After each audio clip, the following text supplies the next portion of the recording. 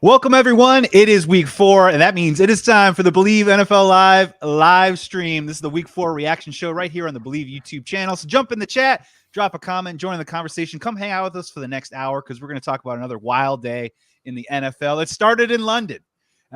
This is the show that's the Bleav Sports Network here. We have 32 NFL podcasts with 32 former NFL players for every single team. In this show each week, we will feature our wildly talented and entertaining roster beginning every single Sunday at 4 p.m. Pacific, 6 p.m. Central, 7 p.m. Eastern. Jump in the chat, toss in a question below, and make sure you follow me at Joey Sports Guy or follow us at Bleav Sports. Let's bring in my co-host for this week. He is the host of Bleav in Colts. I've been an admirer from afar, but we're coming together for the first time. It's Lawrence Owen. Lawrence, I wish I could bring you here on better circumstances. Both of our football teams lost today. We both have a lot of questions heading into week 5, but we're happy to break up week 4. How are you, man? Well, as you said, I could be doing a lot better, right? The difference between this week for me, and at this time last week is completely yin and yang, right? Coming off a big old victory against Kansas City and then laying an egg in the first half against the divisional opponent is just something you don't want to do, and yet they did. So, yeah, could be a much better, but thanks for having me on. Yeah, no, happy to have you here. We're going to go through all the games, including Titans and Colts today. Just a quick primer about some of the games that are still going on right now. We've got Cardinals up 26-10 over the Panthers. The Raiders looking for their first victory of the season, 25-16 over the Denver Broncos. And somehow, some way, those New England Patriots and their quarterback are tied with the Green Bay Packers at 24-24 right now. We're going to keep up with all that action moving forward as we go along. But Lawrence, man, let's go to your account first. There's some news trickling out on Twitter. Maybe you can set the record straight because I know people are thinking about it. Jonathan Taylor walked out of this game with some people considered, some people are calling it an ankle that got rolled up. Some people are calling it a high ankle sprain. I know you guys got a short turnaround for Thursday football, but this was the number 1 pick in fantasy football drafts right now. What is your take on Jonathan Taylor's status for this next week, and should we be concerned about this injury? Against the Broncos, I would say keep a close eye on this because this is a short turnaround. It's only 4 days. We got going into Denver at that. Any kind of an ankle injury walking in a 4-day period is not good, especially when you're in a premier position where you're doing a lot of running and cutting, like, wide receiver, running back, cornerback, safety, stuff like that. Ankle injuries are something to keep a very close eye on. If this was a quarterback or a defensive lineman or an offensive lineman, it'd be a little bit different. But in this, I would keep a very close eye on. They're saying that he's feeling much better now after the game is over with, and that, but it's still something, as you said, we need to keep an eye on. I don't expect it with the way that I'm hearing the talk about it. I don't expect it to be a long-term thing, but if he plays against Denver, an ankle sprain, especially a high ankle sprain, playing on it, doesn't matter how much you take that sucker up. You play on it, you take a chance of injuring it worse. It doesn't end up getting healed over long term, and you end up having this injury the entire year. You don't want to have that, going into week 5. So this is something to keep an eye on. Yeah, especially heading into week 5. I'm with you because, yeah, you're right. I mean, we're going to make a lot of proclamations today. We're going to talk about what 2-2 team has the best shot at, going deep in the playoffs moving forward. But again, it's a long season. So for people that have Jonathan Taylor on their fantasy team, Colts fans out there, they have to probably be a little more cautious with this quick turnaround because, as you mentioned, week 8, week 9, week 10, you don't want it still bothering him. I mean, I think at the end of the day, that's probably the big thing to keep an eye on. Let's kick it off like this before we go into some of the games of the day. Let's go to the game of the morning. Lawrence, be honest. Litmus test, truth serum. Did you watch the London game this morning? The Vikings Saints. I caught the second half of it. Okay, I didn't watch. I woke up to some stuff on my phone. Double doink, Ryan Pace and double doinks. They follow him around like ghosts. It truly is almost Halloween. I mean, let's be honest, just in general, right? The Vikings needed that game a little bit more than the Saints today, especially with Jameson Winston out. Oh, well, yeah, absolutely. I mean, you're sitting here. The Saints obviously have the red rifle, so that is something, to kind of keep an eye on. That he played okay, but not great. Not good enough to beat a very talented Vikings offense, and it showed today because, I mean, honestly, I saw some throws from Kirk Cousins in the second half that I was like, really? He could still throw the football? Well, where was this in like postseasons and big games and things like that? This is one of the reasons why we have questions about Kirk Cousins, but in games like this, he actually came out and showed up. Yeah, no, I agree. And, I think moving forward with the New Orleans Saints, I mean, I think it's going to be a little bit of a grab bag each and every single week. I mean, was it that big of a drop off between Andy Dalton and Jameis Winston? I'm not so sure. Did Jameis Winston probably give them a better shot to win on a week-to-week basis? And did the Vikings almost blow in the end? Yes, they did. So a little bit of everything from the traditional sense of what we get from both of those teams. Just jumping in the chat here, someone just said, if I never hear the word double doink again, I'd be okay with that. Well, you ruined it. You had to hear it again because he had to read your comment. It's happening all over again, but thankfully it's just happening down in New Orleans. Lawrence, I want to phrase it to you like this. What stood out to you more? I want to talk a little bit about Bills, Ravens, and I want to talk a little bit about Eagles, Jaguars today. Eagles pick up the victory. Bills pick up the victory. I think these are two teams that, we mentioned a little bit last week. These are two teams now that we are officially trailing on a week-to-week basis to see, are they for real? I think the Bills, we can say that they're contenders. The Eagles, we're finally sort of getting there. In terms of victories today, which one do you think was more impressive, more important? And, right now, which team do you think is perhaps maybe standing on top of the power rankings in the NFL? Well, the Eagles are standing on top of power rankings. They're the only undefeated team in the NFL right now. Yep. So, I mean, they're definitely sitting on top of there. The Jaguars were 2-1 walking into this, making some serious upsets throughout the league as the season progressed, looking better and better, showing us that they do have talent on that roster that possibly it was just a coaching issue the last couple of years that's been holding them back. But the Eagles definitely found a way to come out with that 8-point win. So, obviously, you got to put the Eagles on top here when it comes to the power rankings. But I'm going over here and I'm looking at that Bills-Ravens game, and I'm like, this is two defenses without a secondary. Why is it only 43 points being put on the board? This makes no sense to me. You got a high-powered offense versus high-powered offense and no secondary for either team. Both these secondaries are completely banged up and missing their primary people. I mean, the Bills last week literally had to take guys that were flipping burgers and put them out on the field, right, to defend guys during that game last week. Wow, this is unbelievable. Two high-powered offenses, the most points that either one of them could score is 23 points.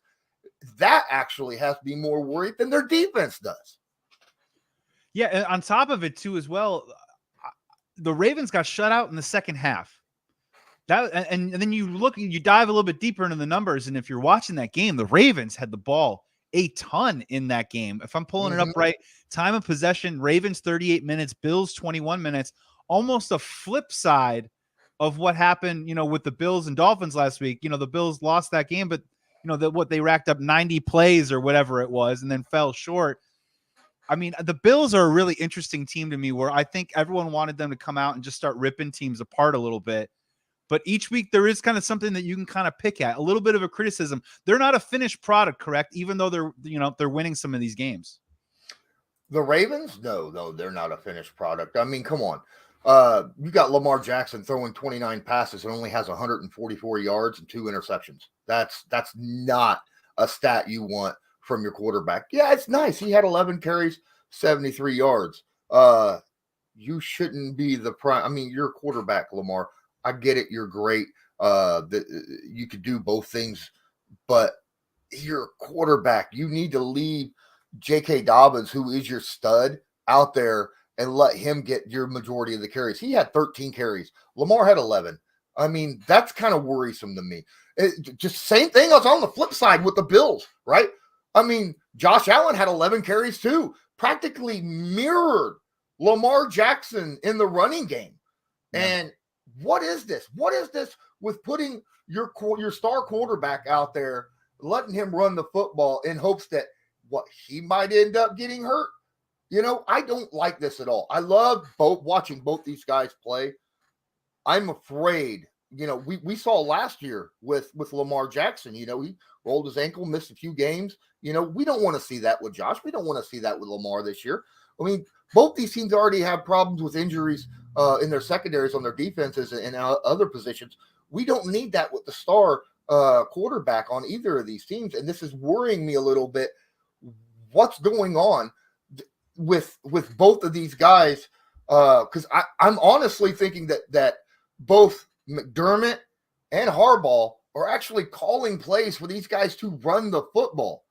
And I mean, obviously with the Ravens, Harbaugh's been doing that forever. He's like, here's the option. Decide if you want to carry it or not. But I mean, Josh gets those, design quarterback draws and things like that. It's not fair because at the end of the season, one of these guys may or may not, maybe even both may or may not be here. And that's just not good for the NFL, period. Let's see if the running backs can actually hold off a little bit on the running game. I mean, I'm sorry. I'm a traditionalist. I want my quarterbacks out there on the field. I've been that way. I like the oh my goodness plays that these guys like Josh Allen and Lamar Jackson and other scrambling quarterbacks can do. But I mean, they need to be on the field to be able to do that. And if you just keep running them and they're getting hit by, running linebackers and safeties and stuff, sooner or later, they may not be out there. Well, that was the big question that I had with Trey Lance in week 1, in week 2 when he got hurt, was I was just kind of asking myself questions of, okay, this guy's your franchise quarterback. Why are you running him in between the tackles? And you can always counter and say, okay, he's got that physical gift. You have to just let him, use that ability or whatever. But I'm right there with you, Lawrence. I mean, it's so early in the season. You have to pick your spots of how you expose these guys. And you're talking about two dudes. I mean, Lamar Jackson is a unicorn in that sense, right? I mean, he continues to defy the expectation of trying to protect what that means as a quarterback. For a guy like Josh Allen, though, I'm right there with you. It's a little early in the year to be exposing them. And hey, Lawrence, how about we see some of those running backs? The Buffalo Bills burned 3 draft picks on a guy named Zach Moss, Devin Singletary, and this year, James Cook. Give him the ball, right? Sean McDermott is allergic to drawing up running back run plays. I mean, I really do think this. I've been seeing it all week. My cat just hit my camera. That is awesome. But no, been seeing it all year, right? All year and last year too. And there was a lot of excuse. Well, the running backs ain't very good. That's why he's not. That's why you spent this high pick on Cook, was that he could run the football. You got your fan base all hyped up to see a running game. How many runs did Buffalo run with their running backs? 14. Josh Allen had 11. That's not a good, comparison here.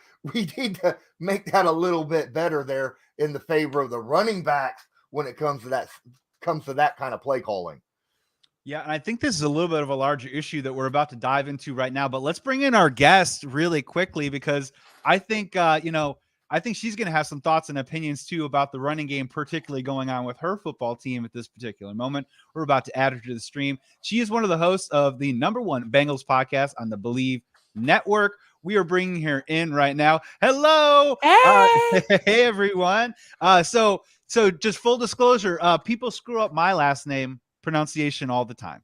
It's Christopoulos, and I'm going to take a swing at it and you tell me how I do. Bridget Jancarz? yes, you're a Chicago fan. You know the Polish last name. Yeah, exactly. Bridget, thank you so much for coming to Bleav NFL Live. How are you today? I am so good. Thank you so much for having me. I could not be happier to be here on a day when the AFC North also chose to implode. So I feel like this is very fortuitous. Yeah, you guys got your win on the board. You guys get to kick your heels up just a little bit and then just watch the Steelers. I think they had 7 or 8 turnovers today. The Browns didn't make it happen. The Ravens, as we were just talking about, lost in the final seconds, were shut out in the second half. But Bridget, real quick, we were talking a little bit before you hopped on about, what's going on with the Bengals a little bit. And we're just talking about this larger issue of the running game in the NFL right now. you walk into the season, everyone thinks that this is a vertical passing game. I don't think we've seen the passing numbers that everyone wants to see out of our quarterbacks. And there's kind of a dichotomy between quarterbacks that run the ball and then running teams and trying to make that all work. Obviously, Joe Burrow is not a running quarterback. But let's start it off here with you right now. Are you guys satisfied with your running game with the Bengals right now and Joe Mixon? And how are you guys feeling, after your week 4 win?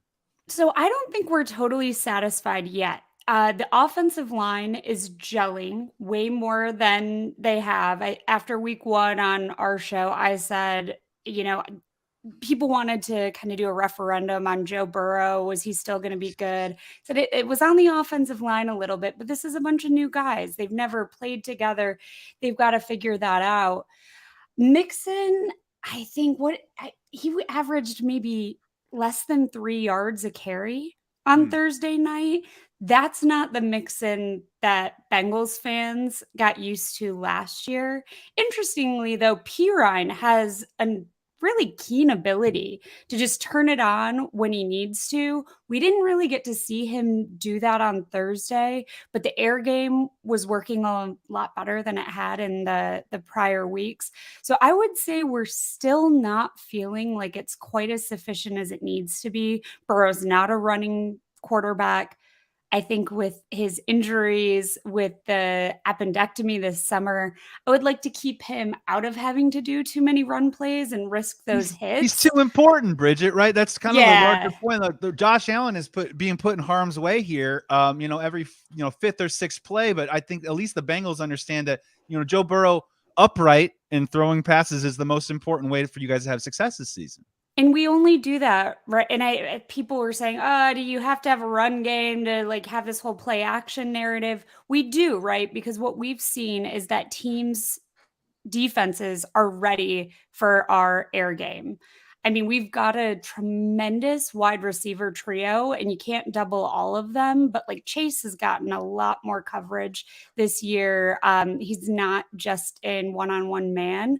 So we've got to have a little bit of a run game to keep people on their toes.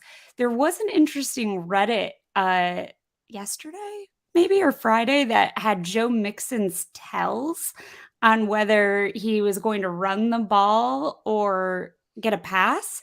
And so those are just the kind of things we need to clean up. We need to be able to have a couple plays in our pockets, like when Burrow tossed it back to TB, Boyd gets it to Chase. We need some of those things for differential, because people are going to start playing cover 2. They've been playing cover 2 on us all season now. We need a little bit of differentiation so that we can be as dangerous as we want to be. Can I follow up on that really quick? Did they get into specifics with what his tells were? Was it like a matador where he's kind of They did. I don't remember what they are, and I don't want to say them anyways if I did, but they did. Company secrets. They did say what they were. It's like a lean or a this, and I can't remember which one was which, but I think now we know we might all want to play poker with Mixon. Lawrence, I want to throw it over to you. This larger conversation, I was just looking it up today, and, I think once we get into times like week 4, week 5, week 6, as we've seen, I think a little bit with the Bengals, after their week 1, what are we going to do? The Bengals, the sky is falling, but I think they figured out that, we still have T. Higgins. We still have Jamar Chase. We have Tyler Boyd. We have Hayden Hurst, and we can still work Joe Mixon back. I think there's a lot of teams right now that, and, it's getting back into this rushing conversation of, I think these teams, I'm trying to figure out who has staying power and who doesn't, because if we look at it today, there are 4 different teams today, and this isn't even counting the late games, that posted over 200 total rushing yards as a team. Lawrence, I'm sorry, it was not the Colts with 38 today. I'm very, very sorry. But the Browns also posted 177. So, Lawrence, in your opinion right now, do you think this running game question has any staying power? And conversely, do you think the teams that have their passing game figured out, like the Bengals right now, maybe have a slight advantage that no one's really maybe paying attention to this early in the season? Well, a running game is still important. As you talked about, Bridget, When it comes to play action and stuff, if they don't respect your run game, they could just drop their linebackers and safeties back in coverage, and you are officially then at that point doubling every receiver on the field with a cornerback and a linebacker and or safety. So you want to be able to run the ball very well in order to keep linebackers up. That way I'm sorry, 8 in the box is a free score for a Jamar Chase. Okay. I mean, that's just how it works, and we saw that a lot last year, right? Where people were afraid of the running game. It happens with a lot of teams. You go look at like last year with multiple teams. If you have a good running game, if you at least have one good solid wide receiver, you could take advantage of that run game. The Titans, right? Derrick Henry. Everybody's afraid of Derrick Henry, right? So you drop 8 in the box. Next thing you know, there's this guy running down the field called A.J. Brown who's catching touchdowns 50 yards down the field. Now, Philadelphia has that, and the Titans, they're trying to figure out what their wide receiver combo is. The running game is still incredibly important, but this is a passing league now. This is definitely a passing league, and I'm starting to realize something. There's a lot of receivers, good ones, coming out of the draft year after year after year. Are the wide receivers going to end up being utilized similar to the way running backs have been the last 15 years?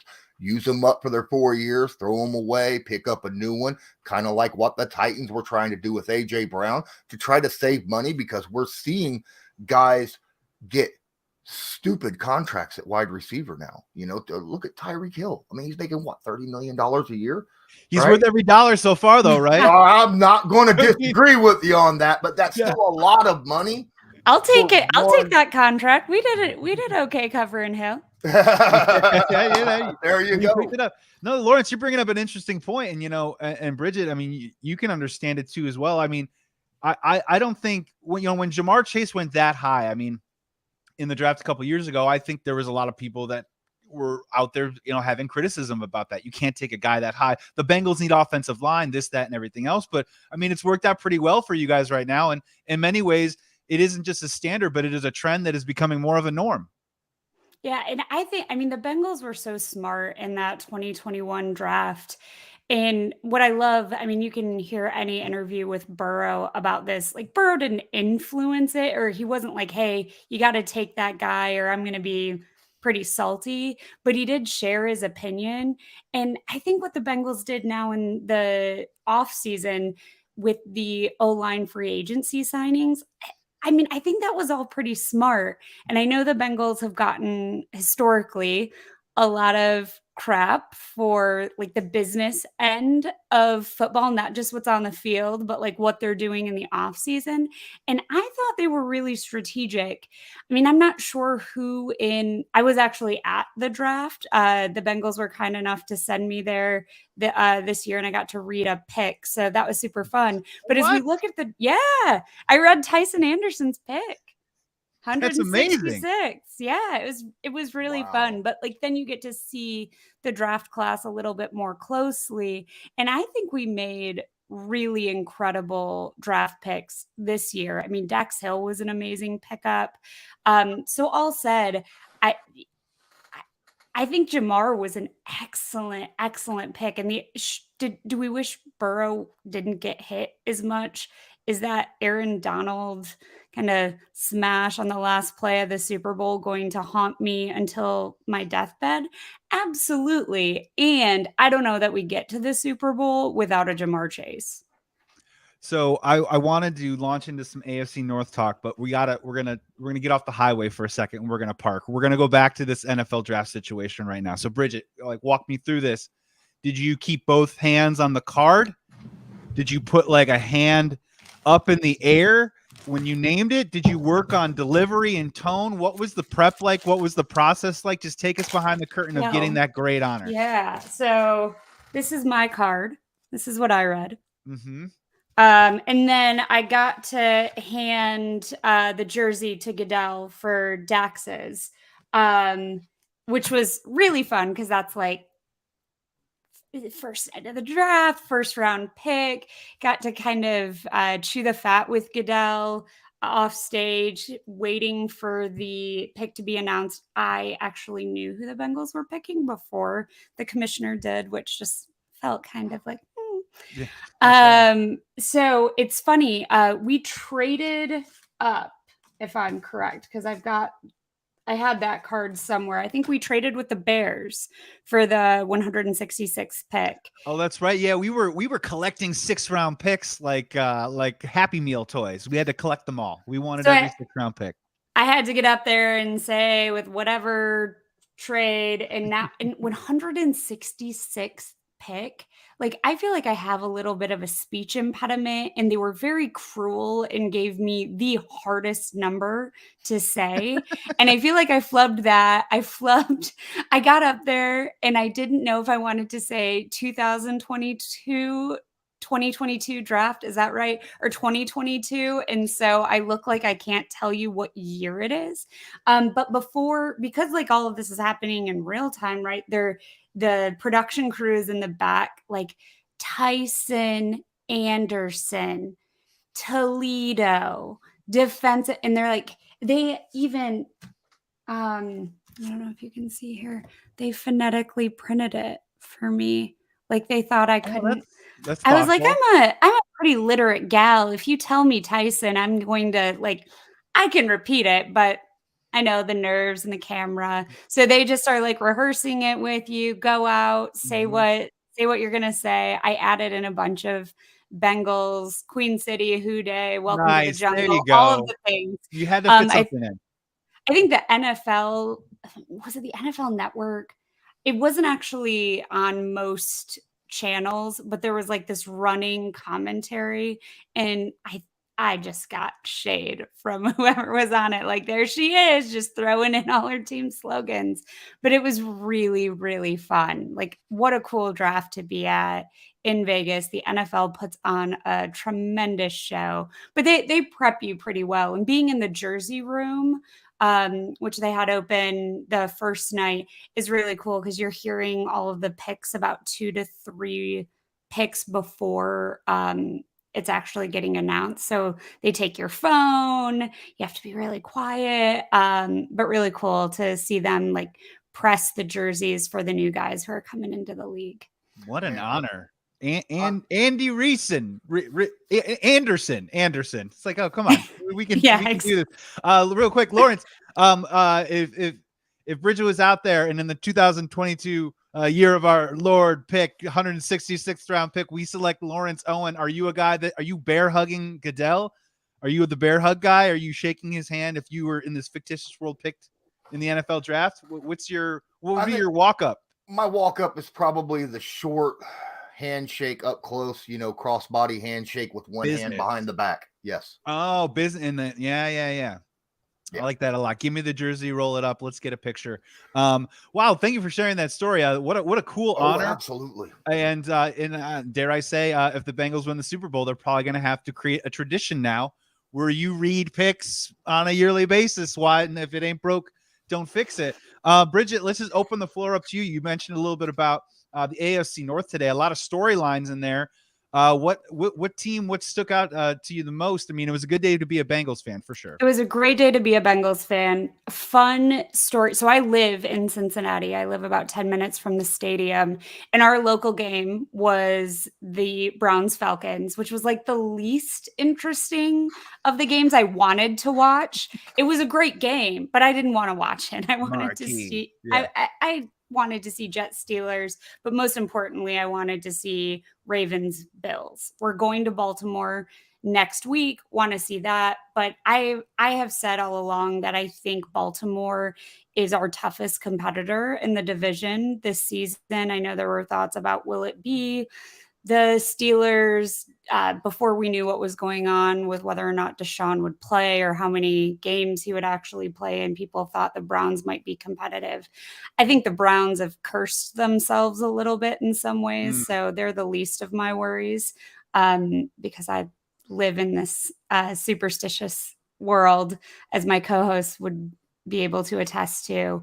But what was cool, because the Browns were our local game, Falcons take care of them. Then they put on Jets Steelers. I was at a local bar restaurant by my house. So then we get to watch that get taken care of. The Jets do what we need them to do with that late TD. And then I think the final one, if this is right, was Bills Ravens. And then we got to see Buffalo just take care of them with that touchdown. And that actually might have been reversed, Ravens then Steelers. Doesn't matter, because we got to see the last like 3-4 minutes locally of each of our AFC North competitors just get taken down. And that made for an excellent game day. Lawrence, I want to throw it to you real quick. Yeah, we had the debut of the first quarterback taken in that NFL draft last year, Kenny Pickett. Lawrence, outside observer in general, look, like in Indianapolis specifically, right? You guys have been riding veterans now for the last 3 or 4 years. So, kind of maybe put yourself in the shoes of being in the Steelers right here. Do you think it was the right time to bench Trubisky and bring in a guy like Kenny Pickett? He charged up the crowd. Sure. He threw 3 interceptions. He rushed for 2 touchdowns. Their schedule is pretty tough moving forward. In general, Lawrence, do you think it's a good idea to maybe bring in a rookie to charge up a team in a game when they were only down 10-6 at halftime? Do you think it was worth it to bring him in? And do you think it's time to stick with Kenny Pickett in Pittsburgh? I know that a lot of Pittsburgh fans are going to hate me for saying this, but you should have never even thought about bringing Pickett in. Okay, that offensive line for the Steelers is awful. Okay, and Pickett is a guy who's not the most mobile of quarterbacks. He can move around a little bit, but he's not the most mobile of quarterbacks. And he's definitely, you already know, you have a quarterback in Mitch Trubisky that's been there, done that, right? And again, he's been keeping games close all year. I ain't winning them all, but he's keeping them close, okay? And I'm sorry, you don't put a rookie in that situation, in that kind of fire, in that kind of offensive line. Look, it's great when you have 3 really good wide receivers like, a certain Joe Burrow had, when he had a bad offensive line coming in the NFL. But you don't in Pittsburgh. You don't have that option. You don't have the quick throw out, give it off 3 yards and watch him go for 70. You just don't have that option with Kenny Pickett. I think this could be a situation where you could be legitimately putting him in like a Sam Darnold or Sam Bradford situation where you could be like really hurting him long-term, starting him, in my opinion. It's just my opinion, but I really do feel that way. Certain quarterbacks you could put in the fire. I don't know if you could put Kenny Pickett in the fire. Well, the chat says highly disagree right now. And that could be from my wife, who's a diehard Steelers fan, who's been chanting for Kenny Pickett for the last couple of weeks. But Bridget, weigh in, because I think this is kind of, look, I don't know what's going to happen to the Steelers in the AFC North this year. But Kenny Pickett is the first quarterback that was taken in the draft last year. And they had a decision to make. They were down 10-6 at halftime to the Jets. Many would say that is a game right in the palm of their hand. Trubisky isn't playing very well. And, how do they handle this situation? And did they handle this one correctly? Because, the Bills are on the schedule next week for the Steelers. They play the Eagles after this. They play the Dolphins coming up. And then they got a bunch of division games coming together. Is there a right time to bring in Kenny Pickett, or now is as good as ever to just start the clock and have the kids start to play? I feel like I agree with Lawrence here. A 10-6 score is not one where I'm feeling like you bring in your backup, especially this is an intense game. We're in week 4. Energy is still really high. Anything is possible. With a 17-game season now, week 4 feels like anything is possible. And Lawrence was right. Trubisky's not been the worst. I have to say the Steelers beat us, so I can't, I'm not going to be the Bengals fan talking trash about it. I do think the Bengals predominantly beat themselves, but Burrow had a little bit of a Kenny Pickett game, right? 4 interceptions, I think, against the Steelers. Just so real quick, the Steelers, So here's what happened, and this is the thing about it, is that, they brought him in and they actually went up 20-12 in that game, but they end up losing that game because they had 8 turnovers. They had 2 fumbles. Pickett threw 3 picks. Trubisky threw 1 of them.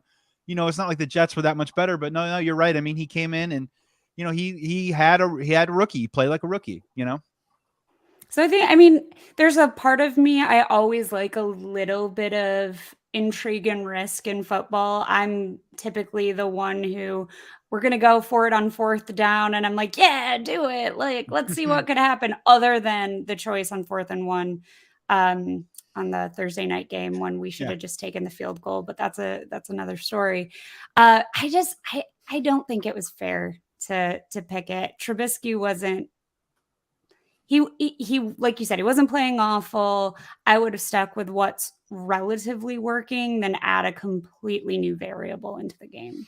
The grass always seems greener on the other side, right? Always, no matter what, unless you got a superstar already sitting there. Well, and let's be honest, I think it's fair to say, as of right now, we've learned a lot about Mitch Trubisky.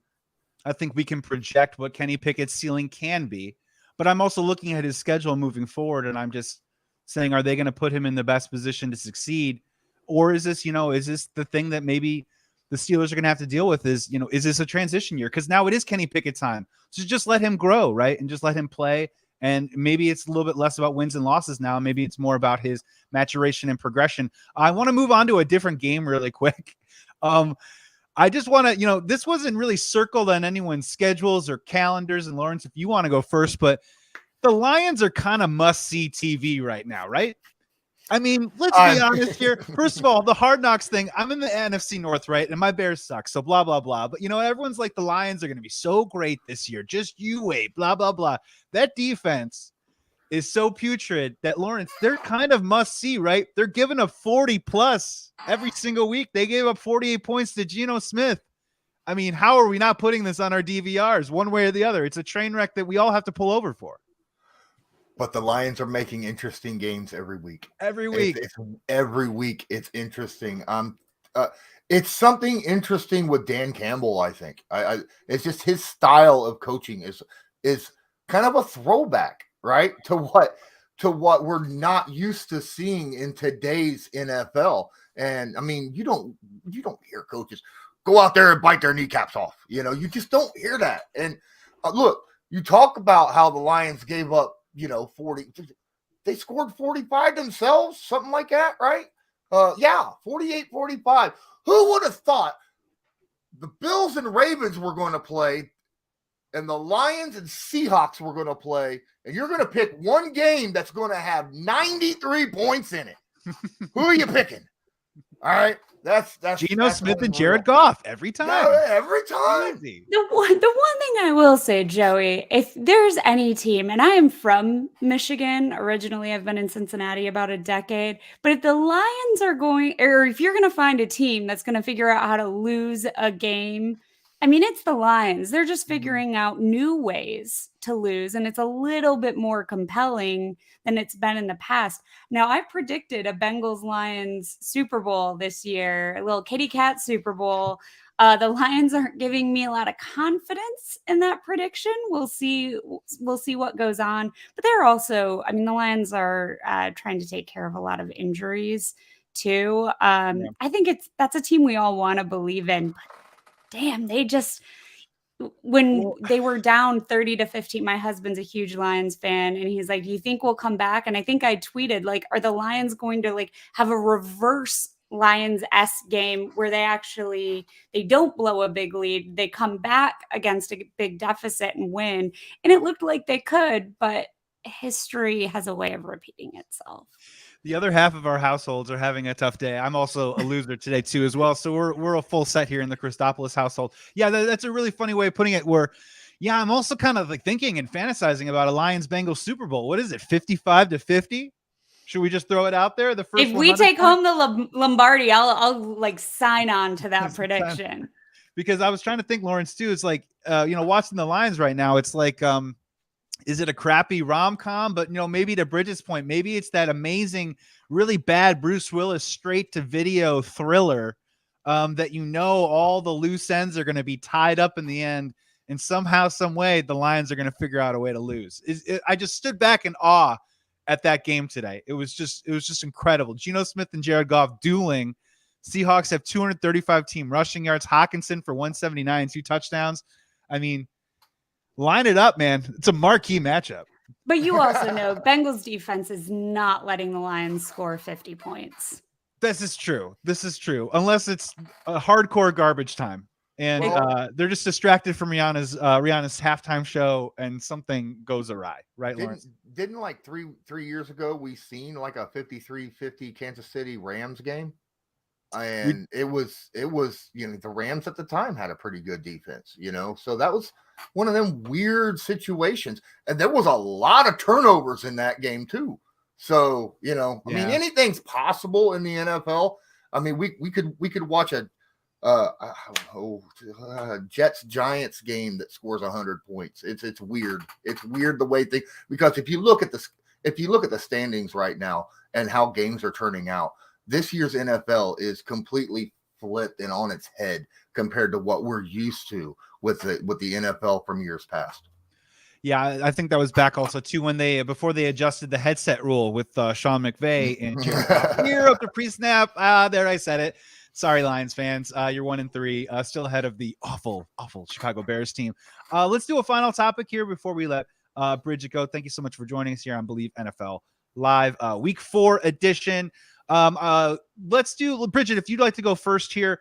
I'm going to rip off real quick, and you guys can help me out. I just want to figure out right now, it's Week 4. So who is the best 2-2 team in the NFL? This could be a layup for you, Bridget, but I'm just going to read them off real quick. Here are the 2-2 teams right now: the New York Jets, the Cleveland Browns, your Cincinnati Bengals, the Baltimore Ravens, the Jacksonville Jaguars, Los Angeles Chargers, Tennessee Titans, Chicago Bears, Seattle Seahawks, and the Raiders won. So the Denver Broncos are also now 2-2. So are you still sticking with your Bengals right now, or do you think someone else still maybe has the edge among the 500 teams right now? I'm sticking with the Bengals. I think the Chargers are a pretty solid 2-2 team. I mean, there's a lot of good teams in there, but Justin Herbert is a talented young quarterback, gives me a lot of Joe Burrow vibes. If they can keep him healthy and have him and the team's making smart decisions about when he's playing, he's making smart decisions, he stays healthy, I think the Chargers are a pretty competitive team. Lawrence, weigh in. Yeah, who do you think is the best 2-2 team in the NFL right now? I'm going to go with the Chargers because they are currently playing with the amount of injuries to star players that is just off the charts right now, and still coming away with games, right? I mean, it's kind of odd. I mean, I got the Bengals very, very close second. And then I think third would probably be the Ravens, and then probably the Jaguars. But there's a lot of really good teams that are 2-2 right now. It's ridiculous. I'm like I said, I'm not used to seeing this. Where just the NFL is flipped on its head. Where a lot of these teams you're expecting could be or were undefeated this time last year, and they're sitting at 500. This is what? Okay. Yeah.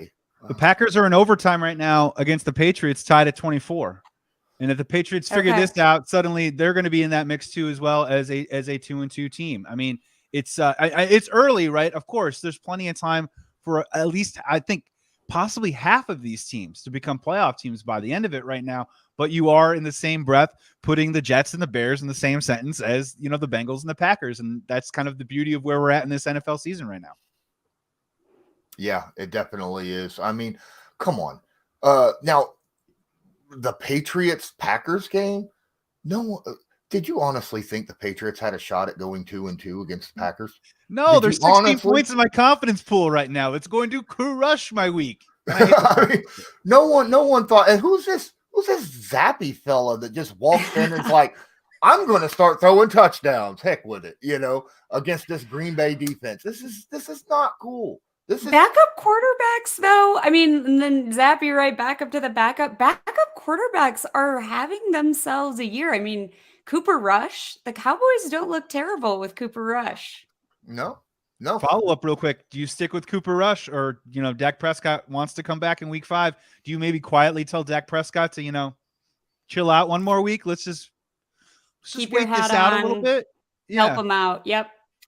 With the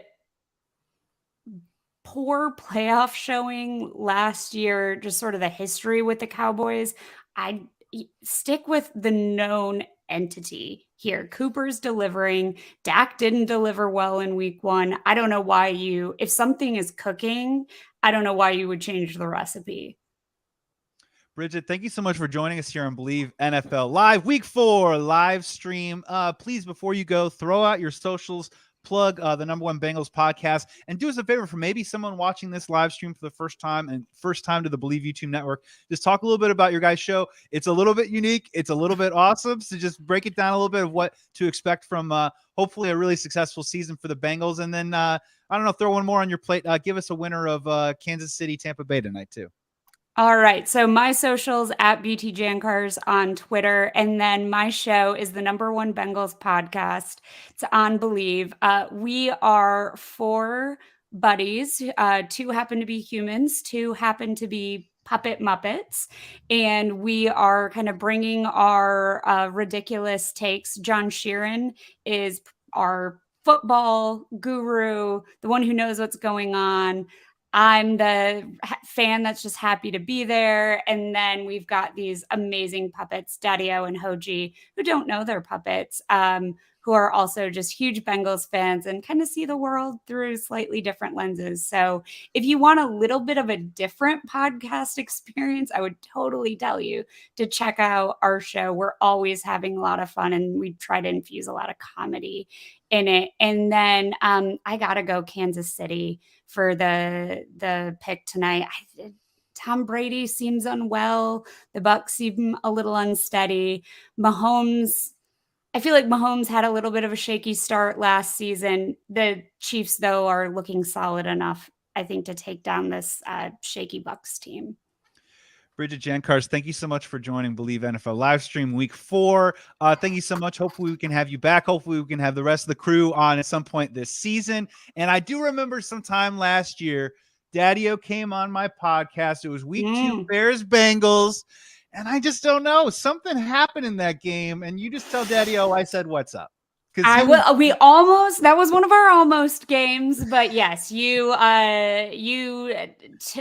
took us out. Did Dalton play in that one too? I think that was the game where Dalton got hurt and Justin came in, and I think Burrow had 3 or 4 picks in that game. It's just one of those things. That's where you got to remind yourself, NFL fans, even though it's week 4, crazy stuff happens. You know what I mean? Teams beat teams that make no sense. The Bengals go to the Super Bowl, the Bears go up the track, but just in that week, in week 2, we kicked your ass. You know what I mean? It's just, I'll blame Daddy-O. That's my total MO on the show too, is just giving him a lot of hot takes and shade. But thank you so much for having me. The entire number 1 Bengals podcast crew would love to be back whenever you need us. Hooday.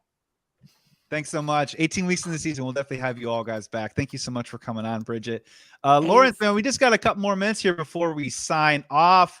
Empty the chamber a little bit before we talk Tampa Bay and KC and preview the night game a little bit. Is there anything on the table that we haven't touched yet that has been rattling in your mind as you were watching football today?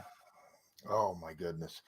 It makes me okay. So you're looking. I got one for you. I got one Go for ahead, you if hit you're me. not ready. Yeah. Hit me. So let's talk Matt Ryan for a couple of minutes.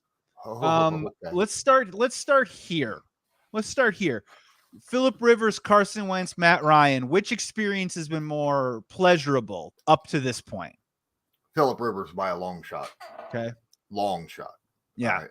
Carson Wentz had some really high highs, but there was the questionable plays. Honestly, right now, Matt Ryan's accuracy, I have no problem with his accuracy and his general quarterbacking ability. Dude, hold on to the football. Hold on to you're on a record to break the NFL record for turnovers in a year. Okay. Yeah. Don't do that. I mean, he's got 9 fumbles and 5 picks so far. It's stupid. And it's not like something that he's known for when he was back in Atlanta, right? So what's going on? We gotta figure something out, because this can't last another couple games. Otherwise, we're gonna have to see something else happen. That was my next question. Because look, I think a lot of people coming into the season, outside observers had criticisms about the wide receiver group that you guys had coming into the year. I'm a big Michael Pittman fan, but outside of that, who is it? And when you pull up those box scores every single week, you see turnovers and you see the tight end catching passes. Typically, that's not a great recipe for a passing attack long-term in the season. So my next question for you was, what is the leash on Matt Ryan right now? Do we see Nick Foles before Halloween? Or is it more like, let's see how it goes maybe after Halloween? If it keeps going in this direction. If it keeps going this direction, we may see a change. I don't know. I'll tell you what, I don't think it's the receiving group. I think I've sat here and watched the film. I broke film down. Oh, so many hours of watching film. So many Matt hours Ryan. of watching film, the all 22 film, and the offensive line is been atrocious all year, and it's not the same problems week after week. Week 1, they have a specific problem that they have issues with. They fix it, but then it's a completely different problem week 2, and then a completely different problem at week 3, and it's always different week after week after week. But Matt Ryan's problem is the same week after week after week. Every time he's sacked, he fumbles the football. Every time there's a little bit of pressure on him, he throws an interception. Okay, that's not something that's going to work for me. So, and what I'm seeing on film when it comes to receivers running routes is one of two things.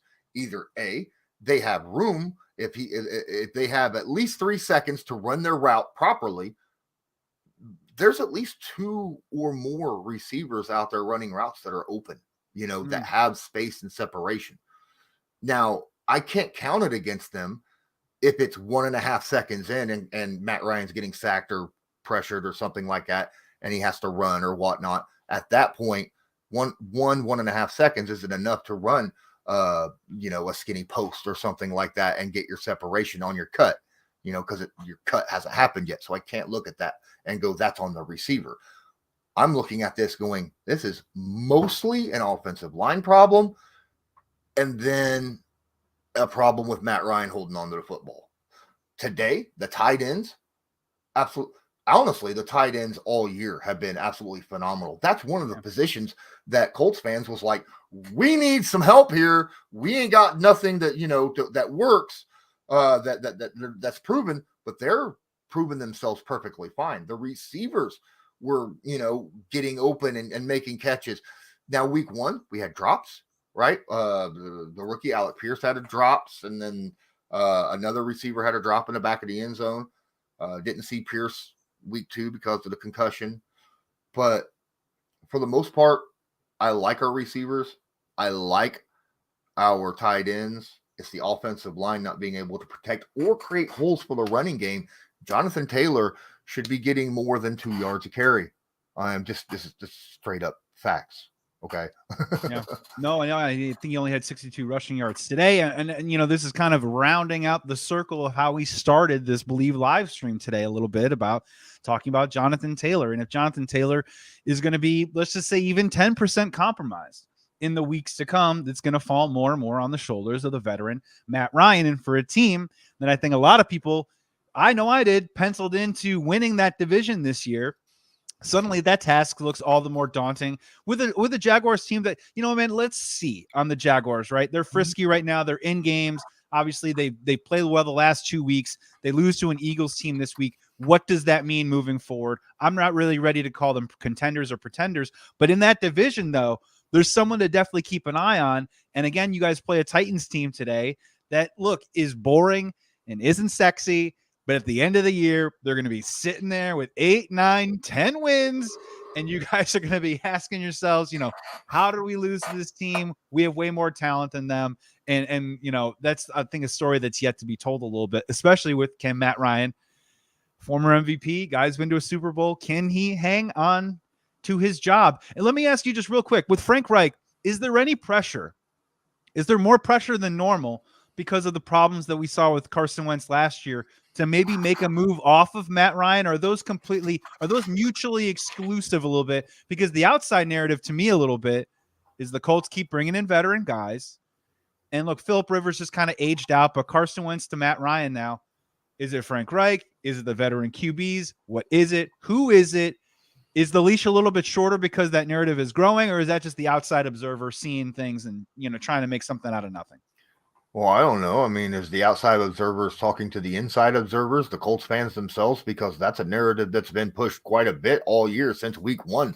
Oh, there you go. It's kind of odd, that you feel that way, but at the same time, losing creates hot seats, and winning cures all. And right now, the Colts are not winning.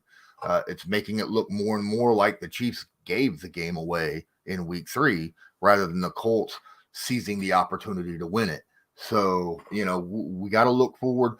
Obviously, there's got to be some moves or something done to fix the ship here in Indy, because if it's not, it might not be the quarterback that's looking for a new job. So let's keep an eye out on the situation. That's great stuff, Lawrence. Before we get you out of here, last one, breakdown handicap, Chiefs Buccaneers tonight.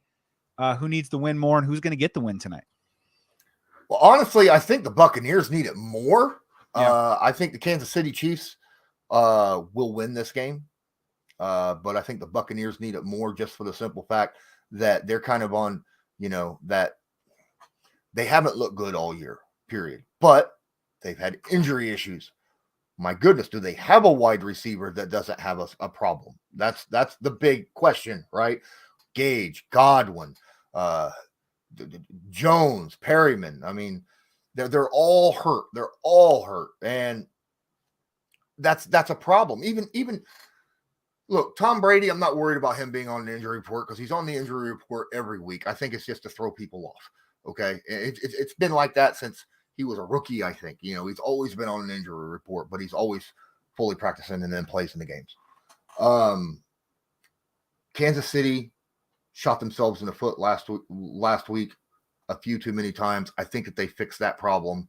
Tampa Bay, they gotta find a way. If they want to win this game, they gotta find a way to get that running game going, to help get the pressure off of Tom Brady, so that somebody out there, whether it's a wide receiver or a tight end or somebody, can get themselves open. Because if they can't run the football, then you're going to see Chris Jones and Clark and all of them just tee off and go after Tom Brady. And that everybody knows that's the one thing that Tom Brady likes the least in the NFL, is having to be rushed to throw the football. I like the pick. I think you made a great point there, and I'm going with the Chiefs win tonight too as well. And I know that the season is early, but I want to see what it looks like. The Chiefs are going to win tonight, but I want to see what the loss looks like for the Buccaneers tonight. I think they have a defense that can compete with anyone, but I'm with you. When all the guys are out there, can they get that running game going? And then in turn, can Tom Brady begin to look a little bit more like Tom Brady of seasons past? They have a long road to go, right? It's only week 4. But there is a difference, and I've seen this in my football team, and I'm sure you've seen it in some of your football teams of years past, of teams that are good and are competitive, but when you get up against a team that's offensively elite or superior, can you match with them, or are you just a tier short? And that's the part that I'm worried about with the Buccaneers and their offense right now. I'm not writing them off just yet, but they do have to start figuring it out sooner or later. Are they going to compete with the Chiefs tonight and just not have enough offensive firepower and lose by 6, 7, 8, 9? Or are they going to lose by 2 or 3 and kind of go drive for drive with them a little bit? Because that's going to speak more towards long-term staying power for this particular NFL season than any other one.